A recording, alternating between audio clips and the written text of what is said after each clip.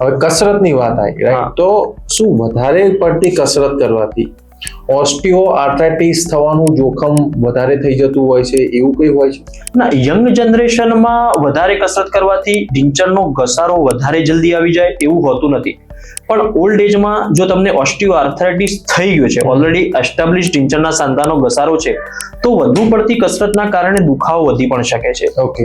ઢીંચણના ઘસારામાં સમય સાથે તમારા હાડકાની મૂવમેન્ટ ઘટી જતી હોય છે, તો કસરત કરીને આ મૂવમેન્ટને જાળવી રાખી શકાય છે, જેથી આપણે જો ની રિપ્લેસમેન્ટની સર્જરી કરીએ તો ઓપરેશન પછી પણ આપણને સારી રેન્જ ઓફ મોશન જે મૂવમેન્ટ આપણને પ્રાપ્ત થાય છે. અને બીજું, જે હાડકા નબળા પડી જાય છે, સ્નાયુ નબળા પડી જાય છે, તો એ હાડકા પણ મજબૂત રહે છે અને સ્નાયુની પણ તાકાત જળવાઈ રહે છે.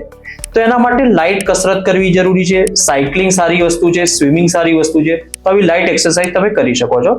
ઓસ્ટિયો આર્થરાઇટિસમાં ઢીંચણના ઘસારામાં હેવી એક્સરસાઇઝ અવોઇડ કરવી જોઈએ.